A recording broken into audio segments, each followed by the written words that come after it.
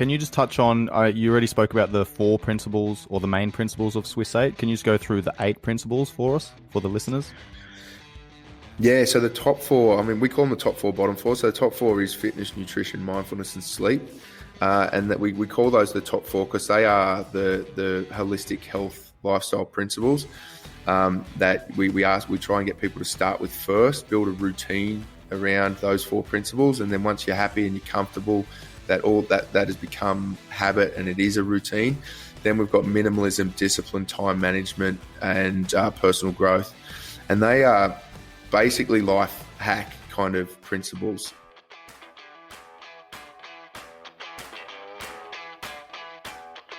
Yo, what is up, guys? Welcome to the Live, Train, Perform podcast. I'm your host, Sean Kober. Over the last couple of episodes, we've gone through the top principles of the Swiss 8 model, which is a proactive mental health program. We've covered off on an interview with Adrian Sutter, who is the founder of Swiss 8. Then we went into a sleep episode, followed by gut health. In today's episode, we're going through time management. Now, if you go back and listen to the intro, Adrian spoke about the top 4 principles and the bottom 4 principles. Time management for him was in those bottom 4 principles, but for me, it is one of the most important things. So I really try and prioritize my time, and today's episode is all about sharing those tips and tricks with you guys and how I optimize my time every single day. Let's get started. Before I dive into the principles and the many different techniques for time management, I'm going to tell a fable that I first heard many years ago. I can't recall exactly where I heard it from, but it's always stuck with me. So the story goes like this. 2 lumberjacks were competing for the wood chopping world championship. When the starter gun rang out, they each had 6 hours to chop as much wood as possible. One woodsman smashed away consistently for the entire 6 hours, whilst the other worked for 45 minutes, then disappeared for 15 minutes before returning to continue on with the task. This continued for the duration of the 6-hour competition. The crowd gathered around as they weighed the work done and were surprised when the second woodsman, taking breaks every 45 minutes, had completed twice the amount of work as his opponent. When reporters and officials asked, how is it possible that you worked for an hour and a half less than your opponent, yet cut twice the amount of timber? What were you doing in that 15 minutes? His reply, sharpening my axe. Now, the reason I bring that up is because a lot of these principles that we're going to be going over today are going to dive into that exact analogy, and that is sharpening your axe. When people say they don't have time to do certain things, what they're really saying is that's not a priority for me, and I'm choosing to invest my time in X rather than in Y. So once we understand that, then we get a better understanding of how we can manage our time and how we can get the most out of our time, because there's going to be times when your energy levels are low, okay? So trying to smash away at a high energy demanding task when your energy levels are low is a waste of fucking time. So you may as well go away, sharpen your axe, do some meditation, do some other tasks that are going to not be quite so energy demanding, but are still required to get done. So we want to try and match our tasks with our energy levels, or our energy levels with our tasks. I have spoken about ultradian rhythm in another episode. However, I will bring that up again. Before we get into these time management techniques, what I want to discuss is your hierarchy of value and being able to prioritize, because if you don't know what your hierarchy of value is, you don't know what's valuable to you, then it's impossible to then start delegating time to the most important things in your life and what you value the most. Now, before I go further in this episode, I just want to mention that I've released these episodes of the Live, Train, Perform podcast in a specific order for a specific reason. So I do highly recommend going back to at least episode 2, which is goal setting. Follow that up with episode 6, which is the power of habit. Episode 7, creating consistency. episode 10, accountability, episode 11, hierarchy of value, okay? Because these are all important aspects, all important components and principles that all of the subsequent episodes build upon. So the whole idea of this podcast is for people to go back and listen from the start, and every episode layers on top of the previous episode. So yes, you will get some benefit from this if this is the only episode you've listened to. However, to get a good understanding of all the principles that I'm talking about and to optimize, all of these techniques that I'm going to go through today, I highly recommend going back and listening to the previous episodes. To sum up the hierarchy of value episode though, values are the principles that drive every action and behavior in your life. Most people don't have clarity around the values that are important to them, which leaves them floating through life and being reactive rather than proactive. Being accountable and bringing awareness to your underlying values is a difficult but necessary step in taking ownership of your life and implementing habits, routines, and behaviors that guide the decisions you make both in the short term and the long term. So understanding what your underlying values are then determines the time that you or where you start allocating your resources and your time. Because here's the thing, our resources and our time is precious, okay? It's finite. Time is our most precious commodity. It is the only thing that we will never get back. Okay, so what you dedicate your time to ultimately should be giving you a decent return on investment. And I'm not going to go too deep into economics here, but think about everything having a cost-benefit ratio. Some things are going to cost a lot of time and not give you much return on investment. Other things, however, are going to require not much time, but give you a massive return on investment. So these are the things that we want to be talking about. These are the things that we want to pay attention to, be aware of, and start implementing into our day-to-day. Those small things that allow us to sharpen our axe and get the most out of the rest of the time in our day. How can we create the most effective use of our time? Well, first of all, we need to understand what our hierarchy of value is. What are our underlying principles and values that are guiding us, that are driving our behaviors? Now, we can look at different values in different areas of our lives. So you might have career, finances, relationships, health and fitness, education, self, others, whatever. It doesn't really matter what it is. You need to have a look at what those different aspects of your life are. And then you need to start looking at what your values are in each one of those. And you also need to prioritize them. Okay, now we also need to understand the difference between commitment and interest. So a commitment is something that you need to do to progress, one of those aspects, say your finances. Okay, I need to commit to saving X amount of dollars every single week so that I can, save up for a deposit for a house. Interest, on the other hand, is more of something that you want to do. Okay, it's a hobby. Okay, it might be a project or something like that you're working on behind the scenes. So a commitment might be your full-time work, and your interest might be a hobby or a side hustle or something like that. So a commitment, that's one of those things where you're going to need to invest some time, energy, and effort, and you're going to get a fairly high return.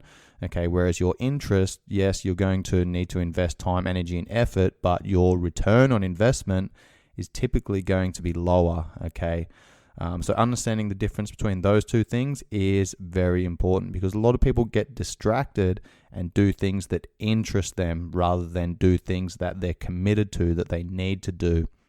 All right, now the next thing we need to look at is prioritizing which one of those aspects of our life is most important, because then we can start allocating more and more time to those aspects that are going to give us a high return on investment. All right, and something to note here is that that's going to change throughout your life, and I'm going to tell a story once I go through these principles about how all of these lessons, all of these tools, all of these principles have changed over time, and how I've adapted my life to get the most out of it with, those values changing over time. So the next thing that we need to talk about is then setting goals. Okay, set a goal for each one of those underlying values, and understand that if you don't have a goal, which is an end state, then you can't figure out a roadmap, which is how to get there. All right, and then you need to break down your projects into smaller pieces. And I've done a full episode on goal setting, so highly recommend going back and listening to that. Okay, what we need to do next is then schedule and structure in our day. Okay, when we're scheduling our day out, we want to try and think about when we have the most energy, when we're the most creative, and that's when we do the most energy demanding tasks, things that we need to do that requires the most focus and attention. Okay, and something else to think about as well is don't multitask. Whenever I'm doing something, I'm recording this podcast right now, and my phone is fucking off. It's on the other side of the room. Like, I'm removing all distractions so that I can just get stuck in and focus my attention on one thing. Okay, the next thing is to delegate. If there's something that you don't like doing, or it's very time consuming, you don't really know too much about it, and you're spending a lot of time learning about that something so that you can get that thing done, then that's probably not the best use of your time, and you're probably better off delegating that to someone else. For example, I like creating this content, I like researching, and I like putting this content forward, but there's some admin things behind the scenes that I don't like doing. So my sister-in-law is actually a virtual assistant, and she takes care of a lot of the other shit that I don't like doing, like the graphics and all that type of stuff. So whenever I have these podcast episodes edited and uploaded, then I just add them to a Google Drive folder, and she goes in there and she sorts everything out for me. So I'm very grateful for her for doing that. But that's one of those things that I just don't enjoy doing. So I'm going to delegate that, and I'm going to pass that off to someone else so that I can actually focus my time, energy, and effort on the things that I enjoy doing and the things that are more important to me. The next thing is get to work. I've spoken about ultradian rhythm in the past, and this is essentially where you're working with your energy levels. So for me, I know that the majority of the time, my most creative juices are flowing early in the morning. So this is where I might get up, I'll have a coffee or watch sunrise, I'll read, fire up my brain, and then I'm going to do my most energy intensive work. So it might be recording my podcast, it might be doing some research for the episode that I'm recording, it might be studying my anatomy and physiology course, or it might be whatever it is, whatever's most important for me in the day. And again, that's going back to what my values are, and then I'm already prioritizing what's most important. Okay, so then I'm working with ultradian rhythm, and there's going to be times where, you know, I've got to get shit done, reply to emails and social media posts and things like that. Now, I'm not doing that shit first thing in the morning because that's taking away from my energy levels. All right, rather, I'm going to allocate time to that later on in the day. It might be while I'm sitting down having brunch. Whilst I'm sitting down having brunch, I might be going through my emails and replying to messages and doing social media posts and things like that. So working with your energy levels and understanding when you have high energy levels, moderate energy levels, and then low energy levels, this is where you should start then matching energy demanding tasks to each one of these energy levels. All right. The next thing is to schedule breaks. So this is kind of ties in with the Pomodoro technique. And this is basically where we might work for 25 minutes and then we have a 5-minute break. And then we work for 25 minutes and then we have a 5-minute break. We might do that 3 times. So there's an hour and a half, and then we give ourselves a 30-minute break. Okay. So there's many different techniques that we can use here. I will give some more options later on in this episode, but you can also do some research on your own time management techniques. The other component that comes into these breaks, and when you know it's time to take a break, is understanding the difference between being effective and being efficient. So to be effective means doing the right things and refers to how useful the task is. Can you achieve your goals and complete the activities in a given time frame? To be efficient means to do things right. It refers to how well it is done. the fastest and least expensive way to do things is efficiency, and efficiency is just a tool. So what we want to do is be effective by doing the right things at the right times, and then being efficient and getting those things done right.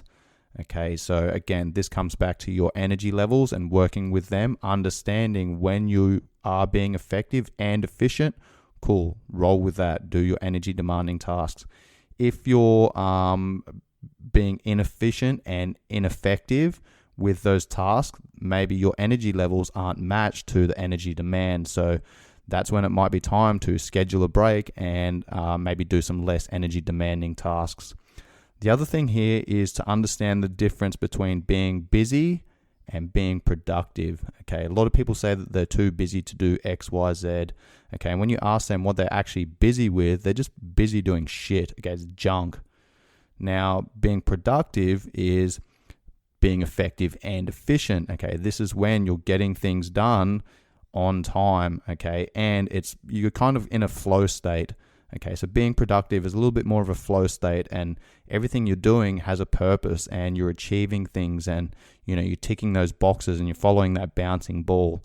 Whereas when you're being busy, you're literally just bouncing from one thing to the next, to the next, to the next, and you're being distracted. And so understanding the difference between being busy and being productive is a massive thing.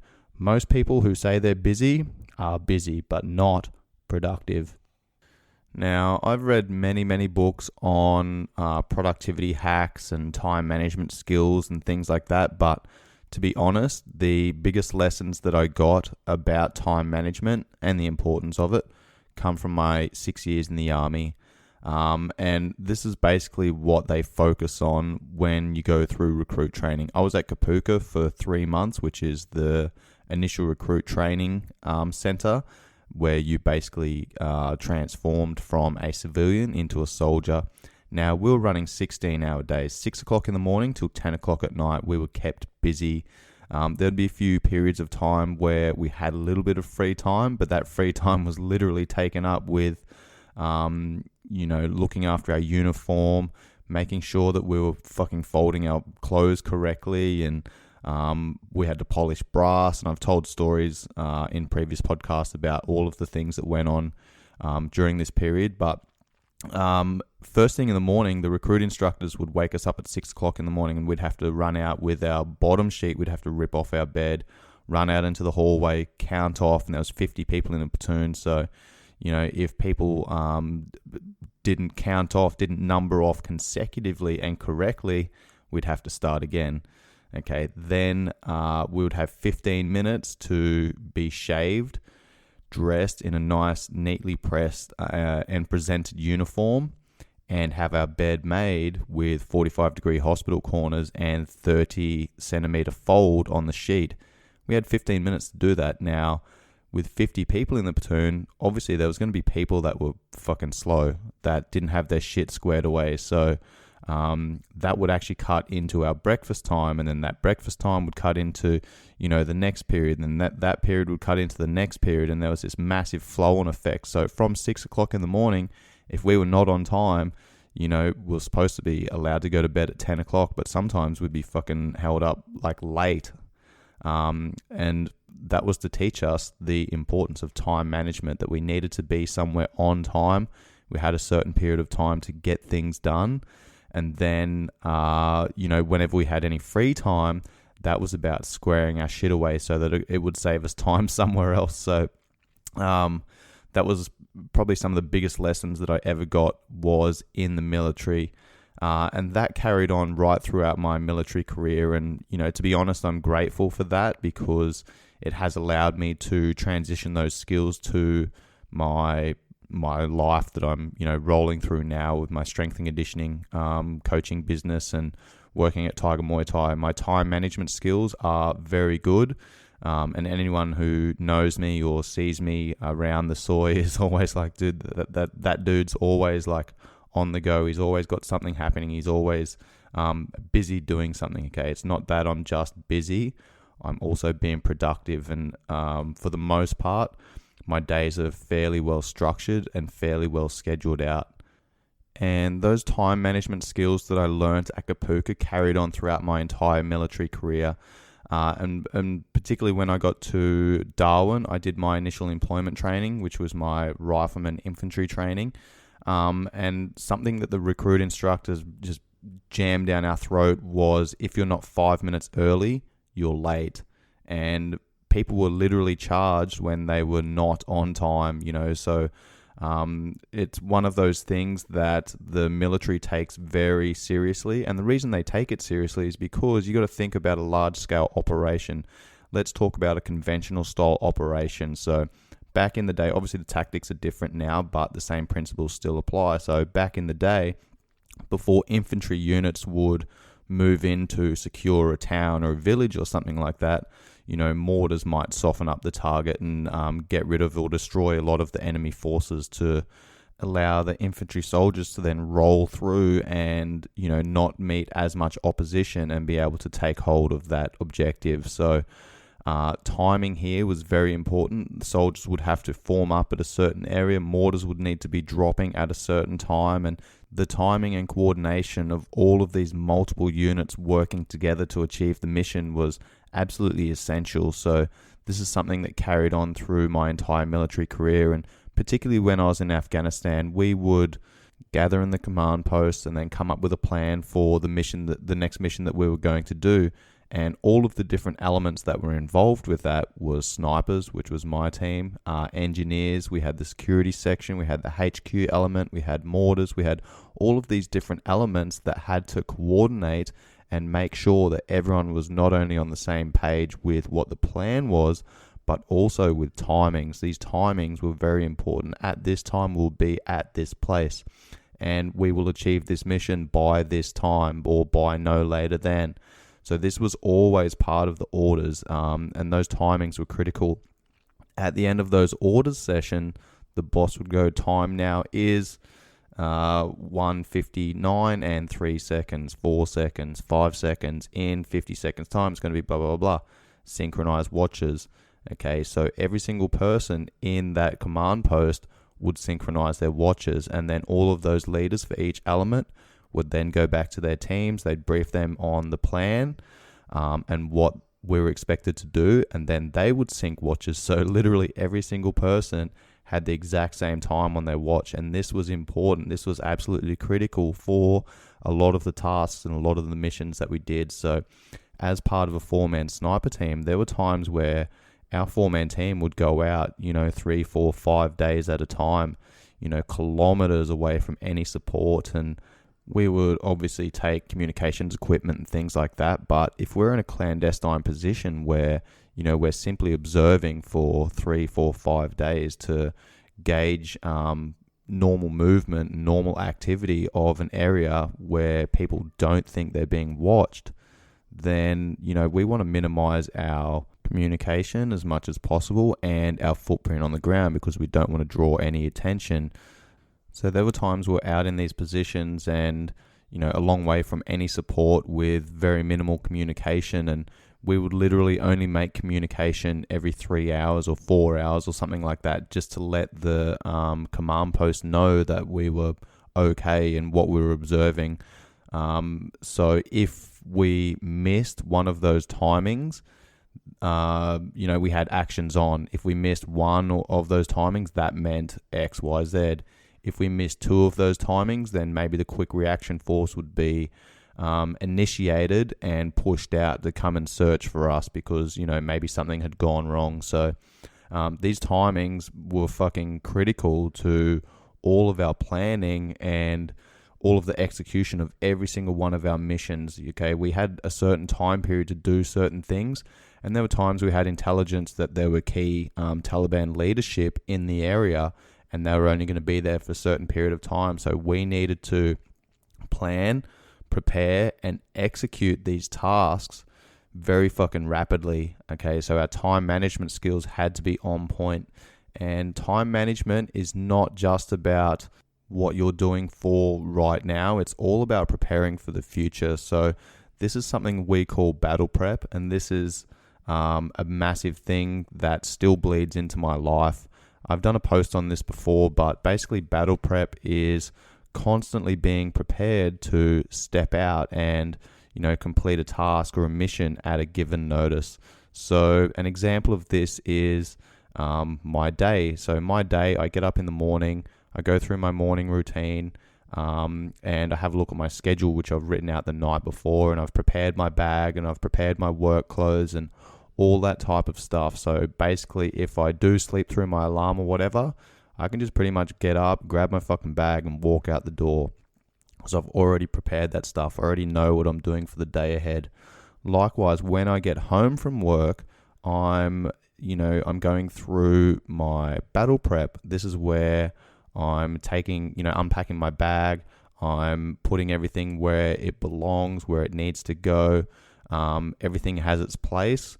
And, these are the lessons that I learned from, again, being in the military. So we would get back from a task, and let's say we had a contact and one of our boys got shot, and this happened numerous times. We took a number of casualties and unfortunately lost some lives as well. But we would get back from a patrol and we would have been in a firefight, had to deal with casualties.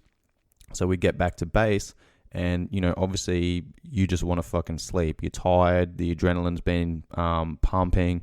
You're worn out. It's been emotional. And the last thing you want to do is more work.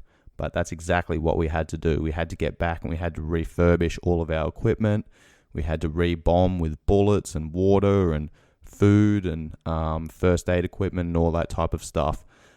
Because if you get back and you don't go through your battle prep and something kicks off and you need to step out on a minute's notice, you don't have your shit squared away, then you're going to be in for a fucking rough time. So battle prep was a massive one for us, and sometimes I hated doing that because I just fucking didn't want to keep working, particularly, if we'd been out for days and days at a time and I was really fucking tired and just wanted to go to sleep. But, our leaders instilled it into us and they made it such a massive priority that it became habit. And, we'd get back from a 3, 4, 5 day patrol and we would go straight into our battle prep. And this was all about refurbishing everything, getting everything squared away in preparation for the next time. And, I'm glad that we did that, because there were times that within, an hour or two of getting back from one of these patrols, something would kick off. We'd have incoming rounds coming at the base or something like that. We'd have to go and man the towers, or we'd need to step out on patrol,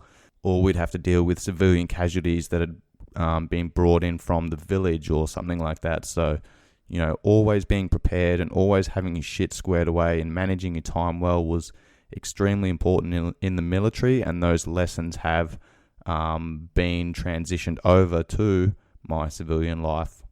Now, obviously, a massive component of being able to manage your time efficiently is discipline. Now, I'm not going to go too deep into discipline here because that is the topic for the next episode.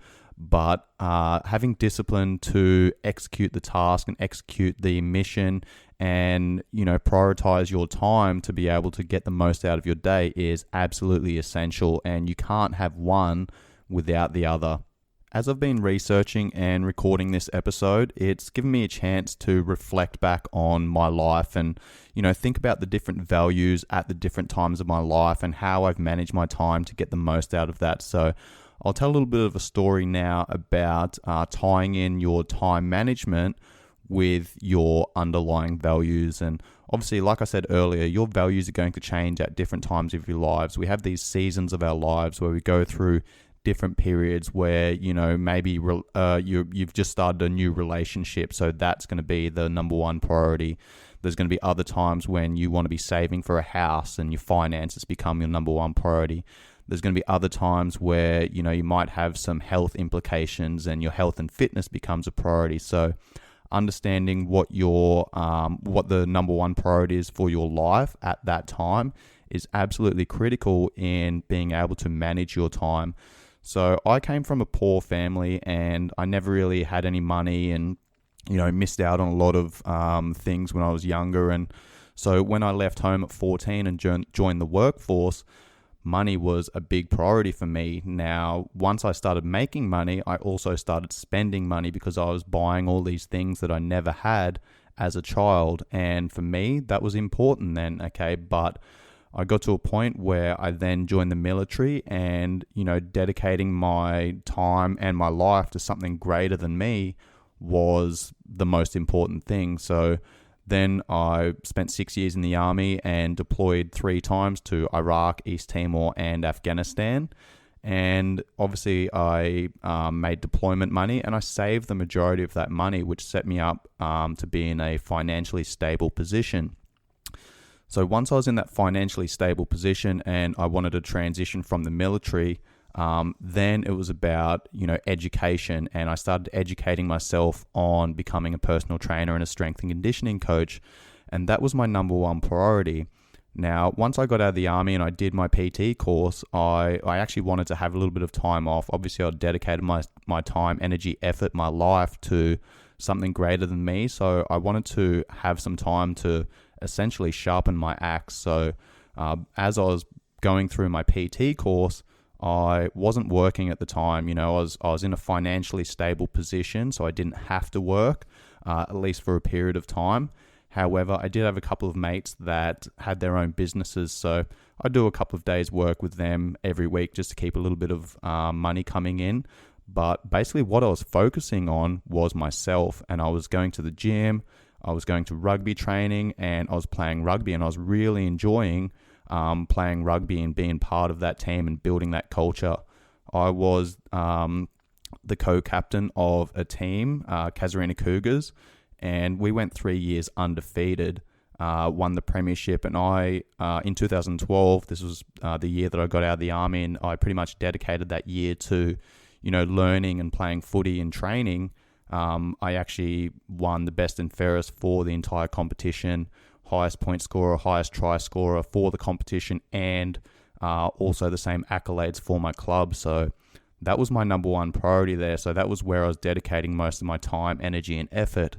Towards the end of 2012, I met a girl who ended up becoming my girlfriend, and I basically left Darwin and moved to the other side of the country to Tasmania to be with her and build that relationship. So that then became my number one priority, was build that relationship with her, and also to create the lifestyle that we wanted to live.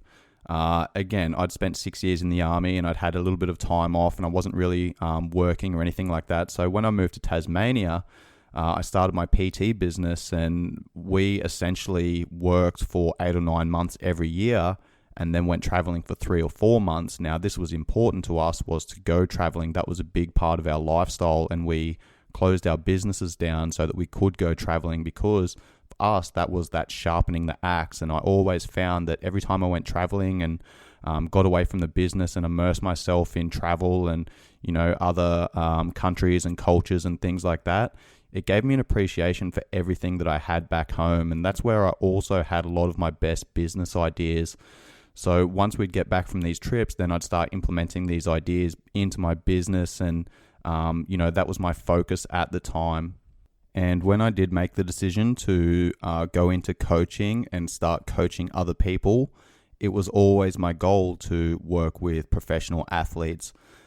So when I wasn't with clients and when I wasn't traveling, I was studying and I was upskilling myself so that when that opportunity came to work with high-level athletes, then I was in a good position to be able to take advantage of that. And this is good luck, okay? This is essentially what good luck is. It is the combination or the meeting of preparation and opportunity. So whenever I had a chance, I was always studying, I was always upskilling. And again, this is still continuing to this day. I'm constantly studying, I'm constantly working on personal growth, which puts me in a good position to be able to take advantage of those opportunities that do come up. Now, whilst I was in Tasmania, yes, I was working with everyday clients, general population clients, figuring out that jigsaw puzzle and what the majority of people needed. And then I was also going through strength and conditioning protocols and programs and courses and things like that, so that when I did start working with athletes, I was in a good position to be able to give them what they needed and what they wanted. And I did work with a couple of rugby teams in Tasmania, a couple of the teams that I played for.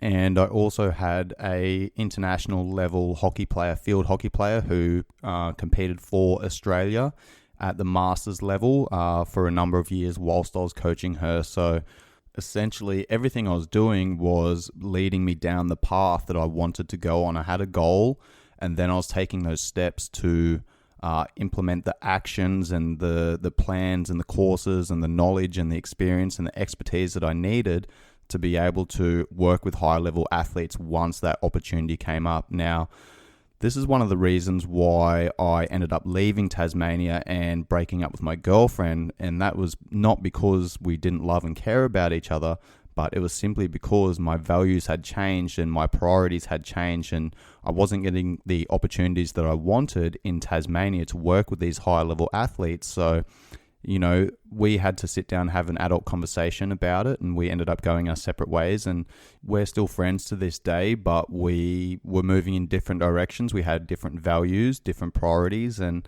I wasn't getting the opportunities that I wanted there. So I had to make a decision, and I ended up sacrificing that relationship. Now, this sounds really harsh, but at the end of the day, I knew what my values are. I knew what I wanted to do, but I wasn't getting those opportunities. So I had to make that sacrifice, and I had to take the next step and, forge my own path and create this journey to get to the position that I wanted to be. So I ended up in Thailand at Tiger Muay Thai, and I was an intern for a couple of months where I was working for free. And once I got to Thailand and I started coaching there, the management team saw what I brought to the table and ended up offering me a full-time job.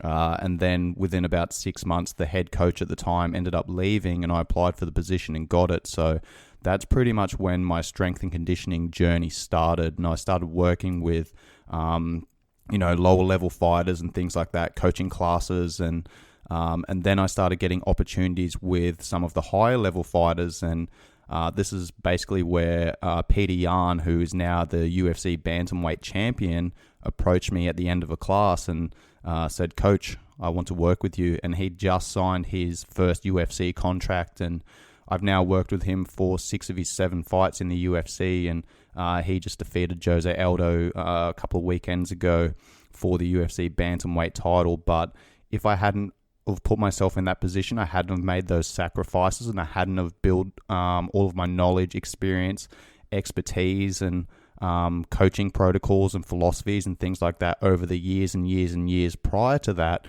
then I wouldn't have had that opportunity to be able to work with him and play a small part in that journey that took him to the UFC title. When I first moved to Thailand for the first 6 months or so, I was living on the soy, and I was around a lot of new people, and it's a very transient place, and I just come out of a 5-year relationship. So, I was spending a lot of time with other people and getting to know the people that I was working with and the people that were around the soy, the people that were training in Thailand at the time and what their journeys were and the direction they were going and all that type of stuff. So that then became a priority. And, whilst I was still working on my own business and I was planning on continuing on my online coaching program and building that out, I was also enjoying life, and I was going out on the weekends and I was partying and I was spending a lot of time with a lot of people, and that building those social interactions, and that was a priority at the time. But after about 6 months, once I became head coach, I realized that my roles and responsibilities were going to need to change. My priorities and my values were going to need to change. So I adjusted my behavior to suit those values. And my responsibility was to ensure that the fitness department at Tiger Muay Thai was up to standard and would be able to maintain high standards for long periods of time. So that became my number one priority. Now, over the last probably 6 months or so, I've transitioned into building out my own project. So this is where, I've been working on my YouTube channel. I've been putting together content for this podcast. I've been building out my online coaching platform. And this has become a priority for me now, which means that, I've had to sacrifice in other areas of my life. And this means that basically my social environment is not where it was back then. But I'm okay with that, knowing that, I'm working in line with what my underlying values and principles are. And that is to, build out my own projects, build out my own brand, my own reputation, whilst continuing to work with high level fighters and, put myself in a good position to be able to work with these high level athletes and take them to the next level. So time management is absolutely essential here, and discipline plays a massive part in that. And here's the thing, there's only 168 hours in the week, so you need to determine what is going to be your focus, where you're going to drive your energy and attention, and then put those steps in place to be able to execute. And something I've realized over the years is that you can really get a handle on where people are in their life and, what their personality is like and what they're going through in their life by, how they live their life, which is a reflection of their time management skills, which also reflect their underlying values at the time. One of the best courses that I've done throughout my learning experience is my neuro-linguistic programming, and I'm a master practitioner, and this is essentially how we talk to ourselves, and how you talk to yourself plays a massive role in defining your actions and shaping your actions and your values. And one of the best books that I've read that ties into this is called Extreme Ownership by Jocko Willink and Leif Babin, and these guys are former Navy SEALs who have written a number of books, but Extreme Ownership is a brilliant book that I've read twice, and it is essentially taking ownership of your life and applying all of these lessons that they learnt on the battlefield to everyday life and business. So, rather than saying, I don't have time to do X, Y, Z, you need to say, I don't do X, Y, Z because it's not a priority. That is taking ownership. That is being accountable. And when you start talking to yourself like that, then it gives you an understanding of where your priorities and your values really lie. So people say that they have no time because it's an excuse not to have to prioritize and make decisions that may not work out. Now, here's the thing. Not making a decision, not making changes in your life, even if you're unhappy with something, is a decision in itself. So what I do is, the way that I talk to myself really determines what I get done, what my actions are. Now, every minute I spend is my choice. And when I start saying that, then it makes me realize that if I say yes to something, then I'm saying no to a number of other things. So this is where I'm looking at my time and I'm valuing my time. And here's the thing, if you don't value your time, others won't value your time either. I remember having a conversation with one of my good mates many years ago when I first moved to Thailand, and we were drinking and carrying on. It was like 3 o'clock in the morning and we were sitting there drinking and solving the world's problems. And I was talking about my military experience and stuff like that, and time management came up, and he turned around and he said to me, it's a really shitty person that fucks with someone else's time. And that has always stuck with me. And I was like, man, that is so fucking profound. Now, to wind up this episode, I'm just going to recap some of those techniques and principles that I spoke about at the start of this session, and then I'll give some examples about how I incorporate this into my life. So, number one is you need to understand what your hierarchy of value is, okay, in different areas of your life, your career, your relationships, yourself, your finances, your education, etc., etc. Okay, then you need to prioritize what's important. Which one of those is the most important to you? So you should have a number one priority and then a number two priority, so on and so forth. So you can start allocating time to those different values and priorities. Then what you need to do is set some goals. Okay, you then break those long-term goals down into smaller short-term goals. Then we need to look at structuring our day. So this is a big one for me. Every night prior to the next working day, I will schedule everything out. Now, I've got a calendar that I write down everything that I need to do, and I color code the things that I'm doing. So black is all of my appointments, my classes, my development, my meetings, all the things that I have to do. Those are my commitments. That's what I'm getting paid to do. Then I go through and log times when I'm going to do projects. It might be study, it might be recording this podcast, it might be doing some research for the episode that I'm recording, might be Thai lessons, whatever it is, okay? I'm going to log that stuff in blue. Then I'm logging everything in red the things that I'm doing to sharpen my axe. So this is my training. This is allocating time for food. This is allocating time for movement. This is meditation and all of these types of practices where I'm essentially sharpening my axe. And, I'm not having every single minute of the day planned and scheduled, but I'm kind of blocking things up together. And, I'm putting all of my emails and social media and those kind of less energy demanding tasks in a block. I'm batching all of those tasks together. Likewise, I'll start batching together, researching for the episode and then recording the podcast episode. Then I'm also batching together my training and food and all that type of stuff. So that sets me up for the day, and it gives me a really good understanding of what I'm doing, and then I can allocate my energy to those different tasks.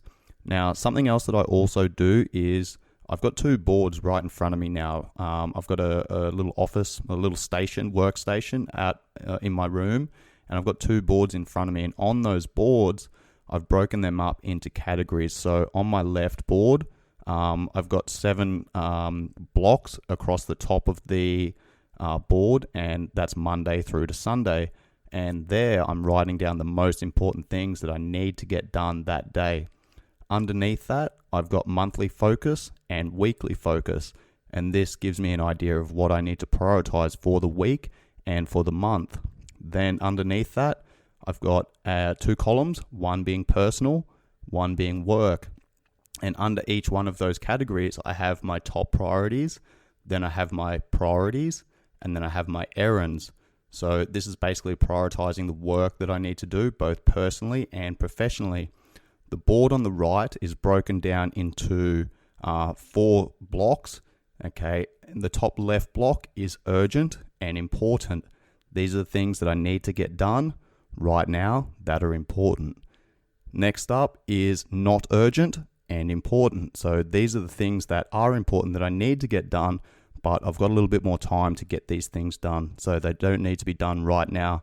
However, I will allocate time to get those things done throughout the month or throughout the week. Next up is urgent and not important. So this is things that might come up throughout the day. This is essentially putting out fires, shit that needs to get done right now. It's not super important, but I need to dedicate a little bit of time, energy, and effort into getting these things fixed and finished. Then the last one is not urgent and not important. So these are the things that I'm typically going to delegate to someone else. I'm not going to spend too much time, energy, or effort into investing into those things. I'm going to push that to someone else, or only really do those things when I actually have some time and I've ticked off the other priorities on my list for the day or the week or the month. The next big tip that I can give is to not multitask. If you're doing one project, you're working on one task, just focus on that one task. Don't try and bounce from task to task or between tasks. You also need to remove distractions. Then the next component is simply get to work. Understand what your energy levels are like and allocate your energy levels to the energy requirements that are required for each task. Okay, and now, like I said, you can use ultradian rhythm, you can use Pomodoro technique, you need to figure out the time that you can dedicate to and focus your time, attention, and energy on one particular task before you need to take a break. And then that's the next component, is to schedule those breaks in. All right, so like I said earlier, I'm not planning my entire day out, like minute to minute to minute. I'm just prioritizing the things that are important to me, and then I'm going to allocate some break times there. And, I might do whatever I feel necessary. Sometimes I'm going to go and swim in my pool. I might, read on my balcony. I might just get some tan time. I might go for a walk. I might listen to a podcast. I might have a stretch. I might go and get a massage, whatever it is, okay? But I'm basically looking at allocating time to things that are important to me throughout the day, that are helping me sharpen my axe, that's going to allow me to get the most out of the actual work time that I'm putting into my clients, my coaching business, my podcast, my YouTube channel, and just my overall personal and professional development. And to round out the episode, these are the takeaway points. Okay, all of these techniques that I've given in this episode are techniques, skills, etc. that I've developed over the years, and it's constantly changing. in line with what my values are, what my priorities are at that time in my life. So I've got all of these tools to then be applied at the appropriate time. So the takeaways are, you need to find the time management techniques that work best for you. And this is an ongoing process, okay? Figure things out as you go, build some solid routines, do one thing at a time, and then start layering on top of those things. And again, go back and listen to the Power of Habit, the goal setting episode, the hierarchy of value, the accountability, and creating consistency, because all of those things play a massive part in your ability to manage your time effectively and efficiently. So that rounds out this episode on time management. In the next episode, we are going to be diving into all things discipline. Let's go. The Western world is in the middle of a mental health crisis, and our veterans have taken action. Swiss8's team of combat veterans have built a proactive mental health program that is delivered through a mobile app. The app offers users programs in 8 categories of health and lifestyle, all proven to reduce anxiety and depression. This holistic model forms your daily routine, aiding you to build structure, improve discipline, and take ownership of your life. Once these habits are formed, the app will teach you new skills that can form identity, purpose, and encourage physical interaction to rebuild your tribe and reduce isolation.